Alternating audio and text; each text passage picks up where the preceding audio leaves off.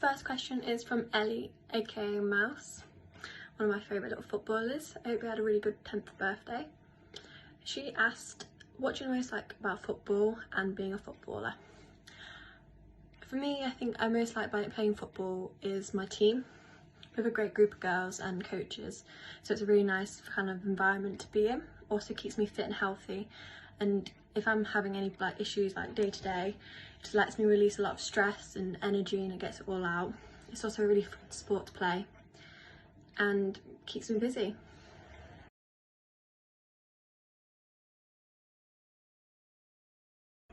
Second question from Elle. How do you keep your head up when you're dribbling or with the ball going past players? Well, seeing as I'm a centre back, I often don't take on players, but I think it's something that you just work on over time, and as you get older it kind of comes more naturally to you. But if you're just practicing your garden with the ball like at your feet and just getting used to where it is with your footwork and just kind of like dribbling up and down and getting used to the position of the ball and being aware of your surroundings, I think that's really key, especially to keep your head up. And it just takes time to practice, but it just, as you get older, it's something you'll develop as more, you get a more mature player.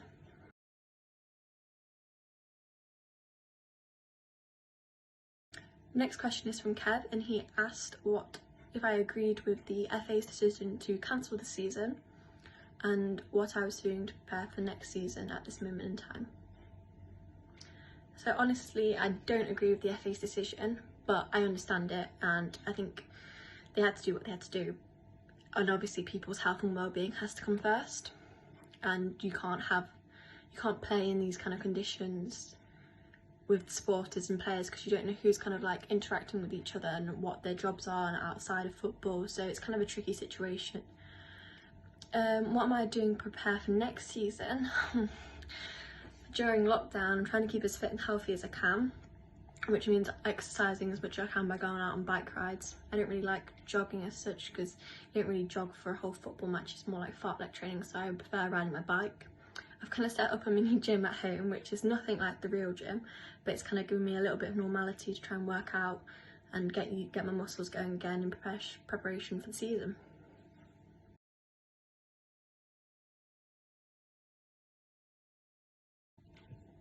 Next question is from Stephen in Australia. Hope you're having a great time and better weather than us, even though you're probably in self-isolation. Not as fun, but at least it's sunny probably. He asked, given the ultimatum to never play football again or never be able to watch football again, what would you choose? So personally, as a Notts fan, I love watching football and I love playing football, but I'm 23 nearly, so my playing career will be ending at some point, and the idea of never being able to watch football I think is more upsetting than never being able to play again, because I will be stopping playing at some point. So I probably have to say never being able to play football again, because if I didn't play I'd probably try and take my coaching badges and be involved that kind of way, and I could not ever watch Notts or like England or Match of the Day of the Premier League again.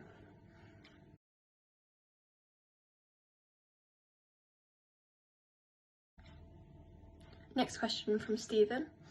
What is your favourite sporting moments, both participating and supporting or watching? So for me, participating has to be when I've ever played at a football ground, like a men's football ground. So Meadow Lane in May last season, playing against Oakley, which we won 2-1, was a highlight of my season, probably playing career. As I've mentioned previously, I'm a Notts fan, so playing at Meadow Lane in front of my family and my friends was a great achievement for me, and to win and get the 3 points was even better. It topped it off really.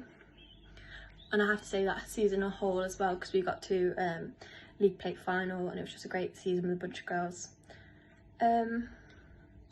Supporting, there's the obvious ones like England's World Cup run a couple of years ago, or Notts' 2009 to 2010 season with Lee Hughes and Casper Schmeichel probably was a highlight for me, sitting in the Kop and watching that and watching them get promoted. It was great. Or Oldham away, the season with Sean Derry, where we managed to survive on the last day of the season. I think that was another great moment, watching Alan Sheehan put that penalty in. Yes, they're probably two of my favourite kind of supporting, watching moments of football.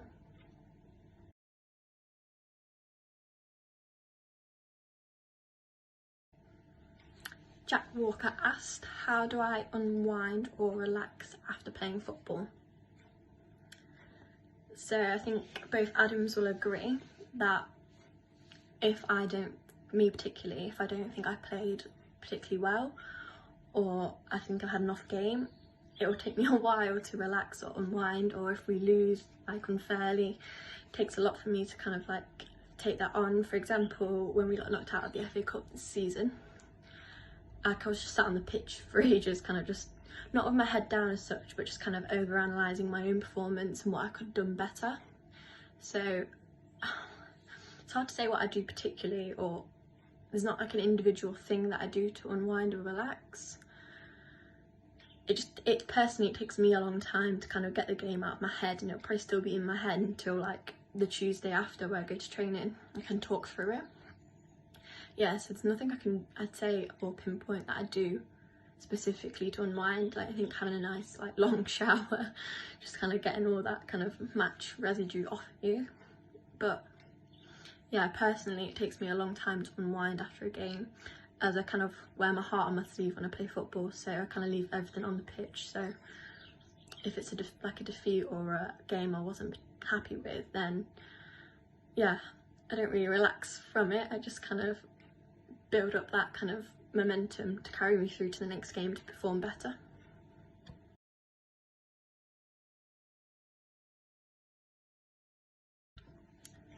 Kel's question was, what was my favourite moment of this season? So I think it's hard to say what my favourite moment was because the season was quite short, but I think playing in the FA Cup as a Notts player was probably my favourite moment, as I'd only previously played in the FA Cup as a Sheffield United player and I came on as a sub. So to start the FA Cup for Notts wearing that Notts shirt was quite a proud moment for me. And I got an assist for Naya's goal, which actually was recorded as the women's ever fastest FA Cup goal, which we didn't realise at the time, which was against Cleethorpes. So that kind of like little achievement in its own was quite a highlight for me of the season. And I don't know, just playing with the girls as a whole is always a pleasure. So I wish kind of the season was continuing, but we'll just have to come back bigger next season and have more moments to remember.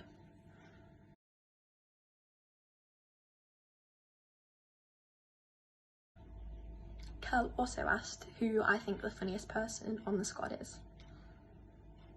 So the funniest person, I think I'd have to give it to two people, which would be Bella Reid and Lachey Francis. Having them two in a room together is just hilarious. They probably should have their own podcast together, and they don't even realise some of the things they're saying, how funny they are. Yes, definitely them two. Adam Woolley would probably say it himself, but that's more people laughing at him than with him. Sorry, Adam.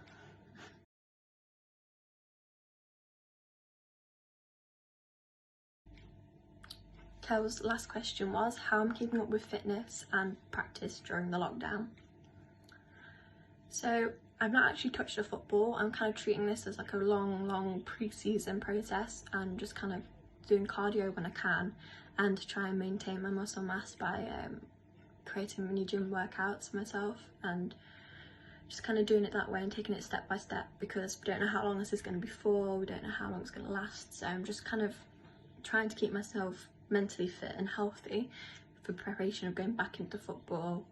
But yeah, just mainly doing stuff that I know I'll benefit from, so like focusing on certain areas of my body, like my legs, to kind of improve the strength part of them, and just yeah, just little bits like that really.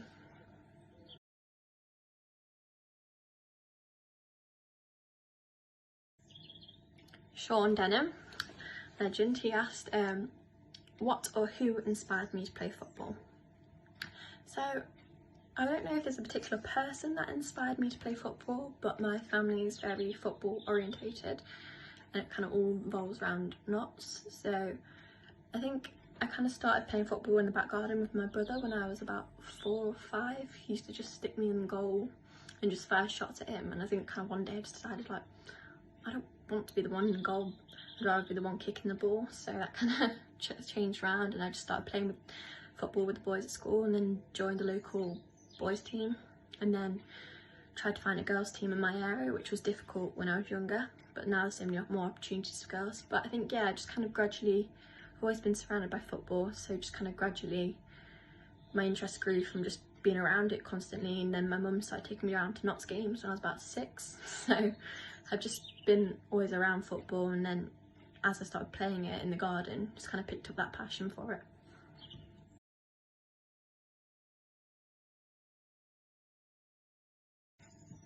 Sean's next question was Milner or Henderson.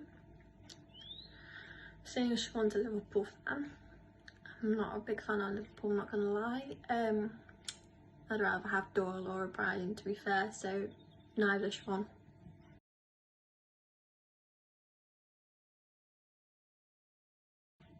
Next question is from Lucy, age 7, and she asked, what's the best thing about being a magpie? For me, the best thing about being a magpie is that I get to play with the team I support and I love. So that's always a great honour for me to put that shirt on every Sunday and to represent that badge. It makes me feel really proud, as it's a team my family supported for years. So that's really exciting. And I think it's the family feel of the club, especially with my team. We're all really close and we all get on so well. And with the wider club and the community, we've been really supported by the club as a whole. And I think that was shown when we played at Meadow Lane. The amount of people that came and supported us and backed us, even though they'd never seen us before, it was just astounding, really. So yeah, I think the whole club as a whole is just a great thing to be a part of and represent.